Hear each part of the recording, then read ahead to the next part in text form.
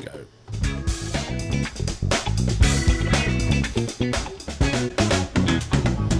And a very good morning to you all listeners out there. I'll tell you what, in the studio this morning I have a young man. His name is Nathaniel Titi.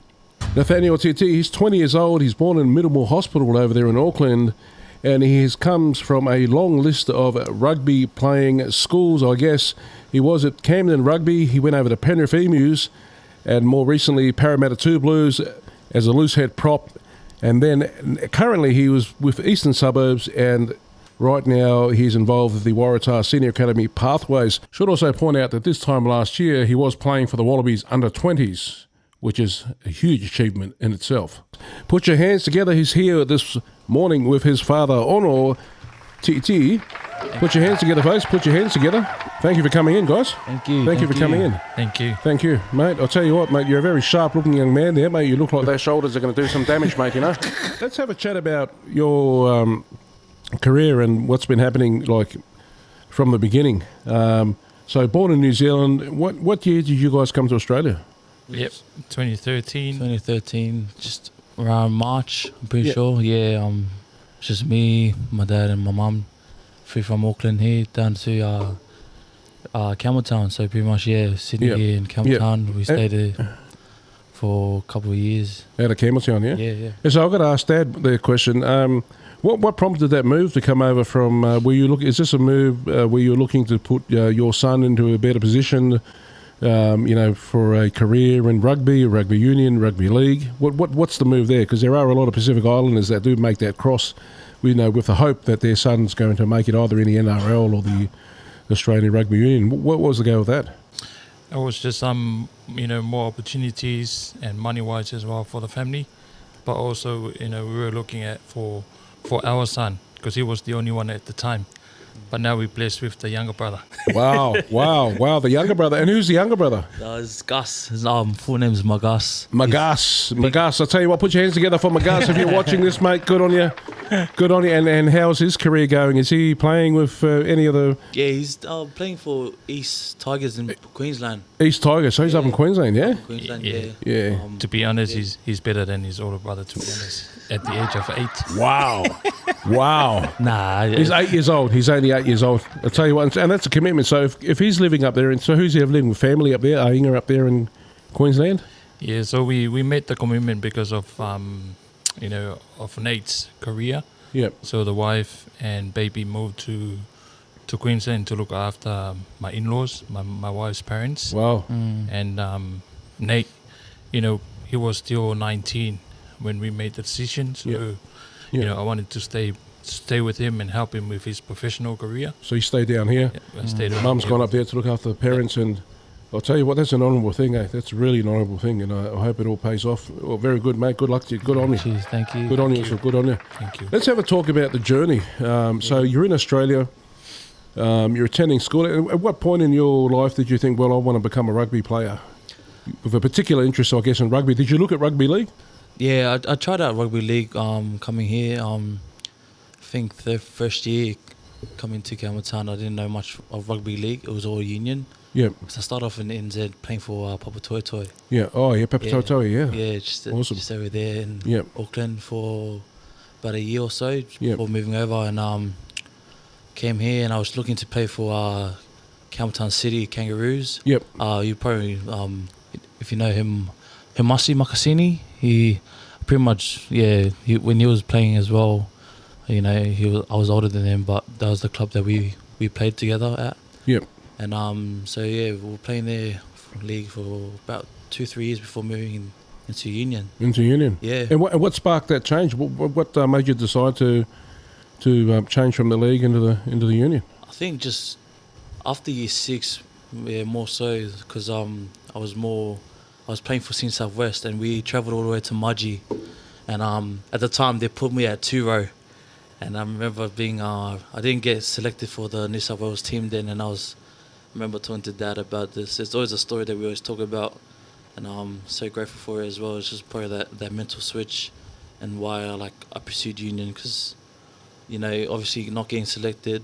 Yeah, that would have had a huge impact on you. You were like, you went out on a limb. Yeah. Out to Mudgee, you went out on a limb, and It didn't give. So, in some sense, maybe you were hard done by there. Yeah, 100%. And so, you know, yeah. Yeah, that's probably the first time as well seeing my dad cry as well. Wow. So he just. So that was a really emotional. And emotional it was thing. his dream as well, I guess. Yep. Yep. Obviously, now I'm here to live out his dream as well. But also, his grandpa's dream, Wow. which is his mum promise was to make sure he sees any of his sons or his last name be put out professionally. So Especially at that level. Yeah. Well, that's an honourable intention, mate. yeah. Congratulations to Shout that. out to Papa in Samoa. It was his birthday the other week. So yeah. Big shout out to the koinga in there, Samoa. Yeah, manguela aso soifua tama. Yeah. So, Good on you. Good on you. Wow, that's an inspirational story. So you guys gone to Mudgee, this thing didn't work out, you come back and you've had a realisation, well, maybe rugby league isn't, you know, it's not doing it for you. So yeah. now you're getting into the union. So where did you go from there? So at the time I was playing both at the same time. I was introduced into the pathways. So I was playing at Wednesday leagues with the likes of Lockie Galvin and Blaise Talangi. Yeah. Played with them for a couple of years, and I was also playing at Penrith RSL. And that's when I was doing both codes at the time. And then just recently, probably just around 2020, 2021, during the COVID era, is when I pretty much put my full focus into Union, when I made the switch to go from Westfields to Kings. Wow, well, that's a congratulations to that, because that's a big change. Yeah, it is. That's a really big change up, you know, going from, you know. And how important, I've got to ask, how important is the support from your father and your family? Like, obviously, your mum's gone up there to look after. But how important has that support been for you in your career, like, thus far? I feel like, obviously, there's that phrase where it's like, you're nothing without your family, and, like, that's so true, and, like, 100% agree with that, because, you know, it was tough financially, you know, going to Kings, you know, money-wise, it wasn't affordable, but, you know, thanks to God, you know, and the people who I was really close to helped me out get, you know, a scholarship, half scholarship. Yep. It was hard. Money was still tough as well, but, you know, Very tough. parents still pulled through and, you know, sacrificed that's a lot incredible. for me. Yeah. That's absolutely incredible. Put your big hands together for the parents for 100%. supporting you there, and the good man upstairs for coming through for the goods. You know, it's. Yeah.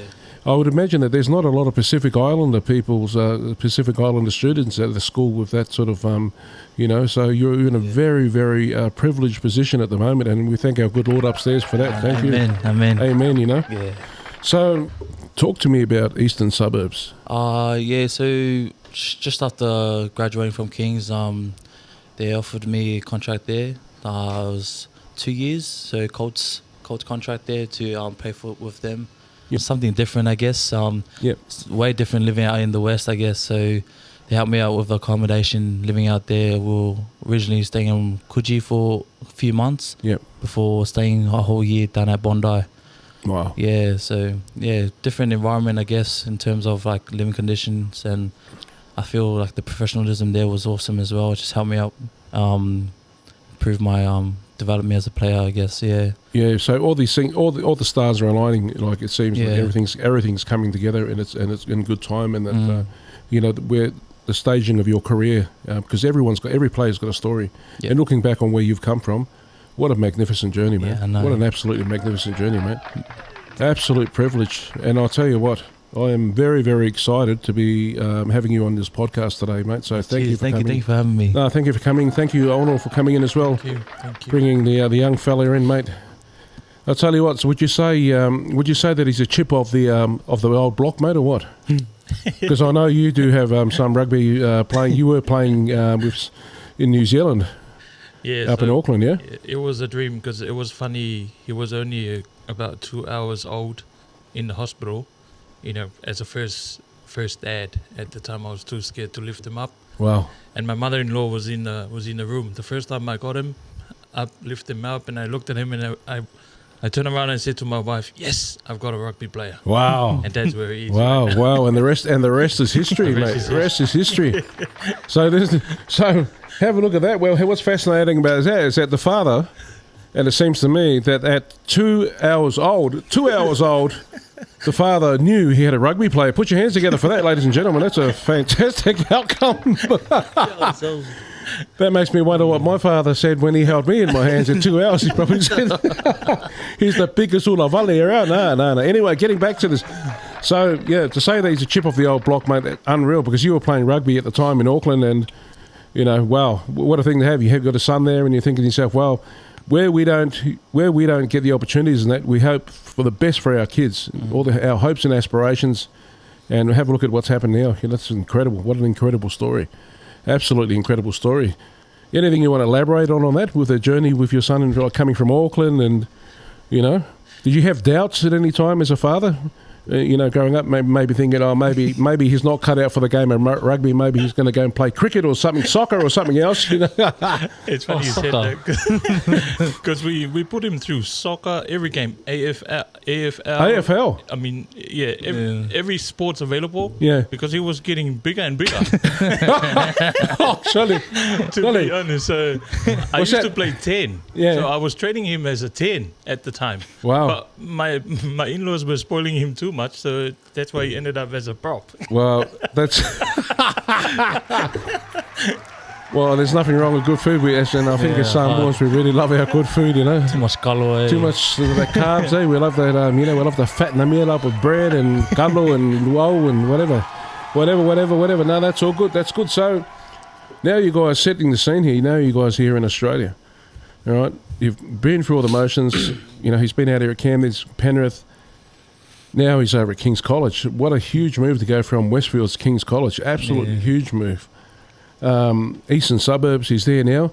Let's talk about the Waratahs, mate, and the pathways. So you were there with the senior academy Yeah. with the Waratahs. Talk to me about that, mate. That must be an exciting thing. Oh, you know, it was awesome. I was introduced to the pathway system when I was 18. Went through their systems when I was young. It was tough. I had a lot of competition, you know, in my position.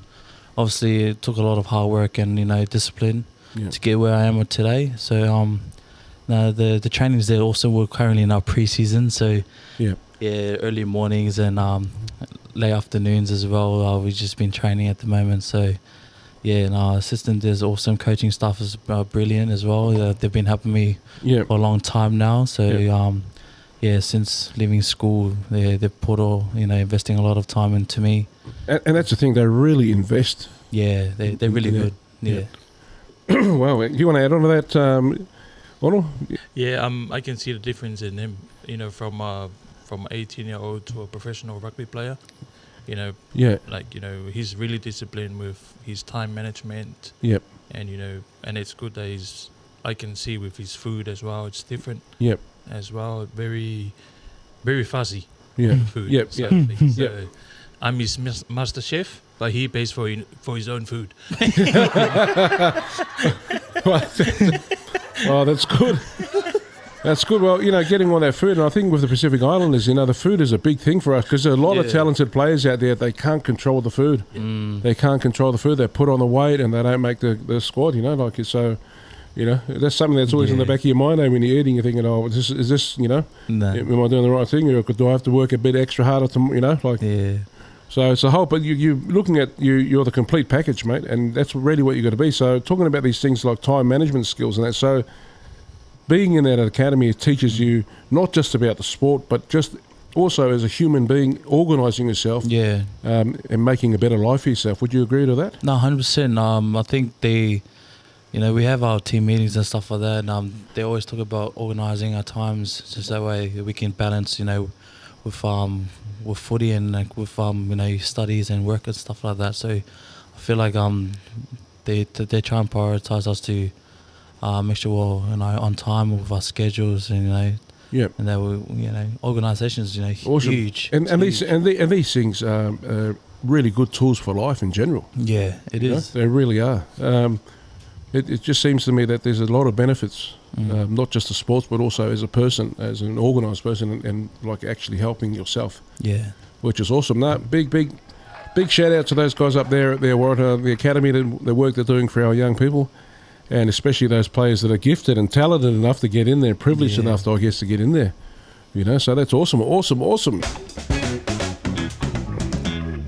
Talk to me about learning to transition to a professional player, especially at the level at where you're heading now?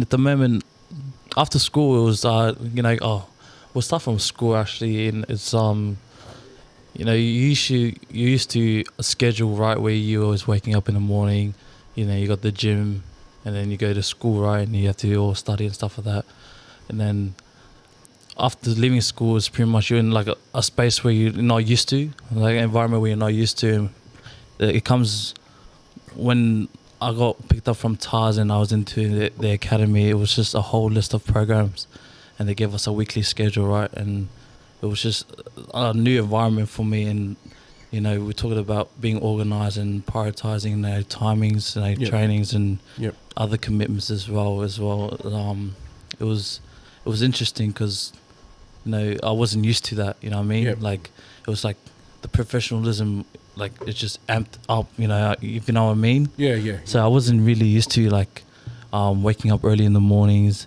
but then the first thing you're thinking about is training. Yep. Like I wasn't used to it out of like school. The first thing you're thinking of is schoolwork and stuff like yeah, that. yeah, yeah. So it was a big thing. Leaving school, especially for my parents as well. At Yep. the time, I didn't have my license. Yep. And so Dad, I put a lot of pressure on Dad, especially he had to drive me to trains early in the morning, and then Yep. he would have to figure out how he could just work and stuff like that. Yep. And help Work around it. work around it, I guess. So And these are all the support, from behind that. We talk about players where you are, like we are now. yeah. There's a myriad of other things going on in the background that help you to be that sort of player that you are. You've got the Yeah. support, from your Support, your yeah. father. Just I'm saying magnificent. the support system. I'm so grateful for it because it just makes everything around me 10 times easier. Yep. Especially Dad. He's been in that environment as well, so he knows the standards and stuff like that. Yep. And he's always on my back telling me what he got tomorrow, and then I look at my schedule. But I got training, say example 3 p.m. Yep. It's like, so make sure you wake up at 8. Go That's- for your breakfast then That's awesome. routine, stuff like that. Yep. And then if he knows because I do work as well, so support work. He told me, okay, I'll let your boss know timings for what you're gonna do, like work wise, Yep. or what hours you can do and Yep. stuff like that. So Yeah. it's having that support behind your back, it helps 10 times. Mate, It makes everything big round of easy, applause to the old man. Oh, good on you, Mo. Yeah. Good on you. So, Good on you for stepping up and looking after this young man, mate. Yeah. Certainly having a hand in fashioning his career and the way that it's going, mate. Good on you. Big round of applause there, also. Yeah. Big round of applause. So the Waratahs, where is it? Where are you going from here? Like, what's your hopes and aspirations? Like, obviously you want to put on the green and gold jersey yeah. one day, or will that be a blue and white Manu Samoa jersey? Ooh. hey, I don't know. Nah, what is it? Whichever one pays best, I guess. Yeah. No, it's never about the money. It's it's all about dreaming that dream, I guess. Yeah. I know Dad always asks me that question, but I never give him an answer because I'm here in Australia and they've given me the opportunity. Yeah, true that. So I know it's a tough one, but Yeah. I think if I just simple it down, the first goal is to obviously make the debut. Yes, yeah. Waratahs, and that's Yeah. just my full focus at the moment. Yeah, 100%. 100%. yeah, so other than good on that- you, mate. That's awesome. That is awesome. No, mate, it's very good to have you in the studio, mate. So we'll keep rolling on. Talking about adversity in sport and injuries, things like that. Have you suffered any injuries out on the pitch, on the field, out on the paddock, mate? Man, numerous injuries, especially as a prop. A lot. I A mean, lot. just recently, I'm still recovering. I guess I recently broke my neck. Stable fracture, they said, but I had 2 stable fractures in my T1 and C5 vertebrae. Wow. Yeah, so Wow. yeah, still recovering from that. 6 months post, I guess. I think. So that's up in C1 and 5. Yeah. Yeah. So Wow. So have you been getting any numbness in your? nah, that was a good news. That's a good thing, mate. yeah. Because usually get inflammation and it's a spinal cord. So Yeah, it is. Yeah, Wow. so very important for my position, especially for scrumming and stuff like that. yeah. Well, you're a loose head. Yeah. So does that mean you don't get the cauliflower ears? Nah, I do. I got it here. Oh wow, he does too. Well, he's got it. No, good on you, mate. Got Oh, it. that's right. No, because you're Yeah. on the yeah. So No, the awesome. he's rubbing against the tired's head there. So Yeah, yeah, get on. But I think I got it through Moors. Too much maulings yeah, in the lineouts. So Yeah. it's a tough one there. yeah. But, yeah. Wow. Yeah, that's awesome. Yeah. Awesome. So the dream is to debut, get that jersey on, and then really from there, seeing how your career progresses, mate. You don't know where you're going to go. Australia, Samoa, maybe. Samoa, New Zealand. Eh? Imagine Hey. Could you imagine you end up playing for the All Blacks? Eh? Never know. You never know, man. You never know. Yeah. It's dreams, It's- man. yeah, Dream big dreams. and it happens. But I think you'll cross those opportunities will come, at the time, and you'll know where you're going to go, eh? Really. Yeah. Imagine that you all end up moving back to Samoa and, Or even Ireland as well, because the wife Ireland. is part Irish. yeah, no, that's right. Yeah, why not? Why not Ireland?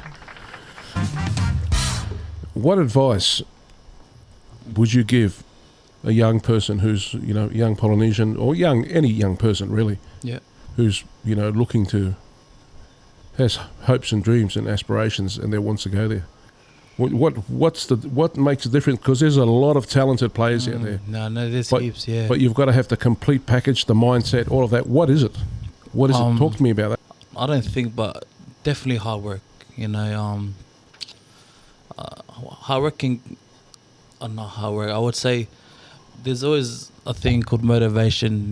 Motivation. It's a big thing, and it plays a huge part in someone, trying to achieve their goal. But motivation only gets them so far, and I think the most important thing that people or the youngins you need to know is discipline is the most important part. Yeah. Because if you don't have discipline, then you're only going to fall short. And every time you want to succeed, you're only going to fall short if you don't have that discipline. Discipline in your eating, Yep. discipline in your training.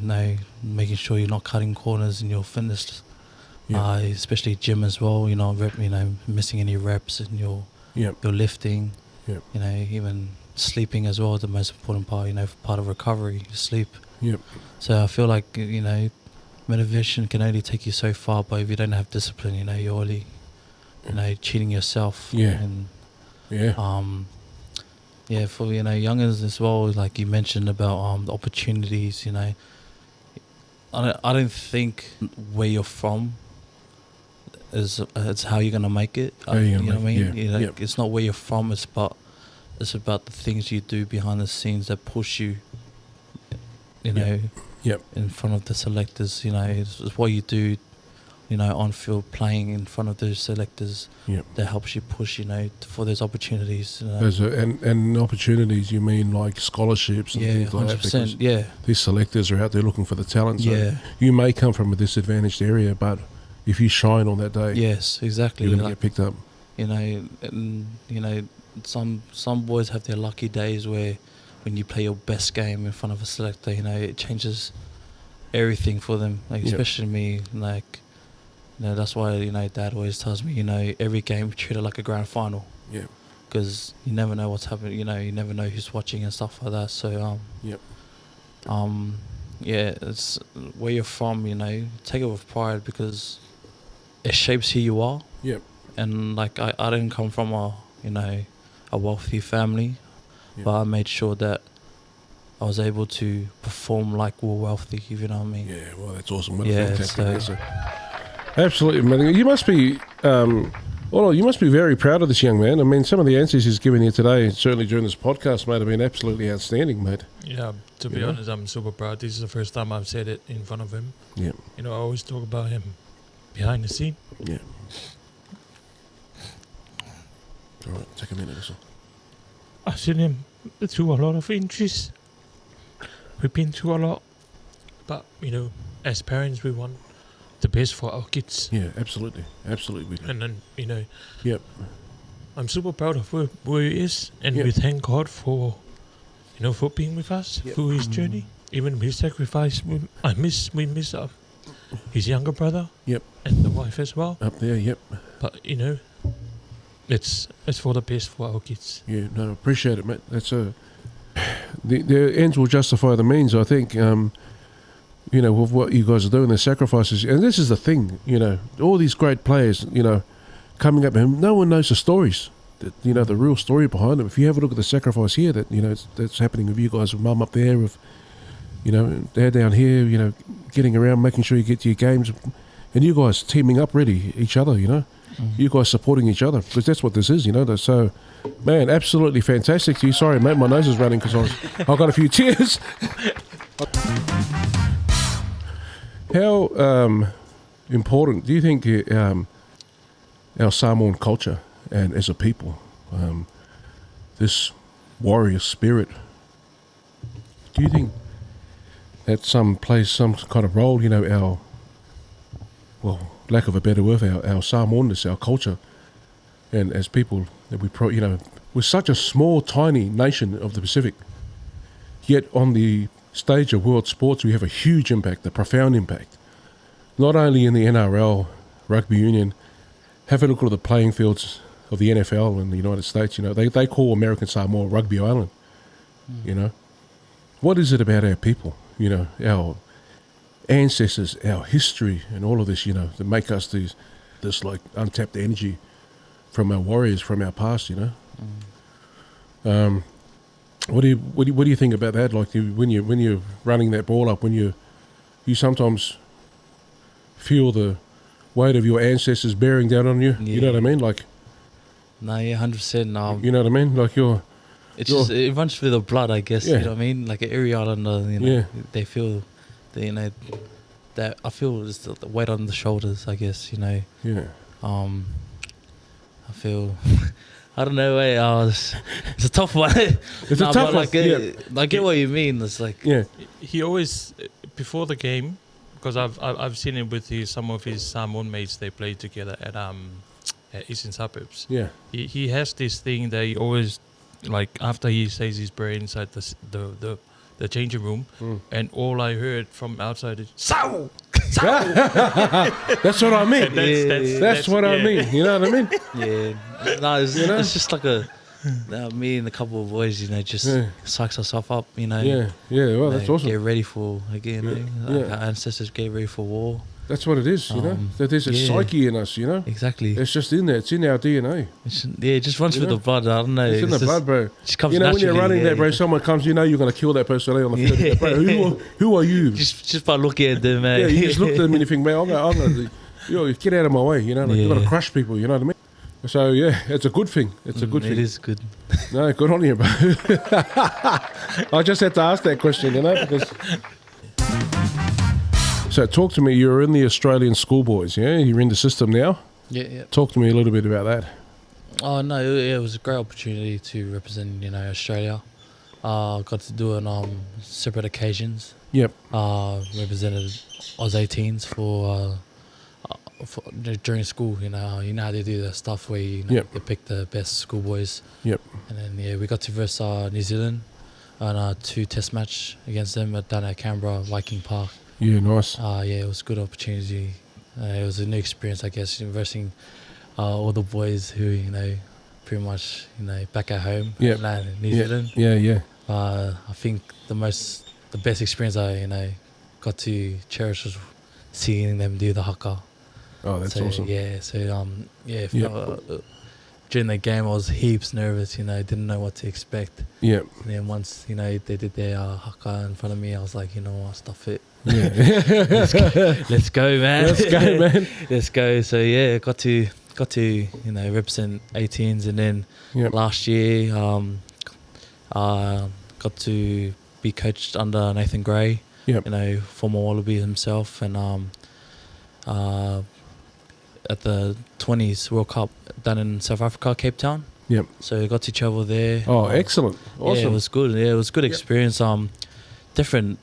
Very different. The experience there was crazy. I was telling Dad about this, but it was just here in Aussie, just living condition wise, it's it's humbling because in Cape Town there was a lot of homeless people and stuff like that. Yeah. And I wasn't prepared for it or any way possible. So bit of a shock to you. Yeah, exactly. So walking the streets and there was probably like thousands of people just living on the street and stuff like that. Yep.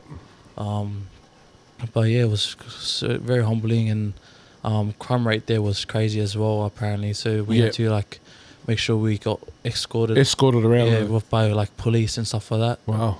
For our games and like just trainings as well. Yep. Whether there was it was pretty crappy. It was raining as well. So no, it was a good experience. We versed Wales. We had Italy, Wales, and who was our third? Oh, it was cancelled. Yeah, we were supposed to verse Ireland. Oh, okay. Yep. Yeah, and it got cancelled because of the weather. Like the field was, I don't know. It was it's on the internet.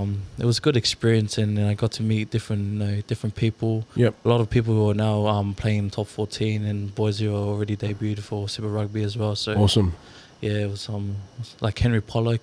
I got to see him and walk past him during the change rooms, and I got to chat with him as well. So he was a good bloke as well. He's a great upcoming star as well. Especially down to earth sort of bloke. Yeah. Yeah, he is. No, he truly is. He's a good bloke.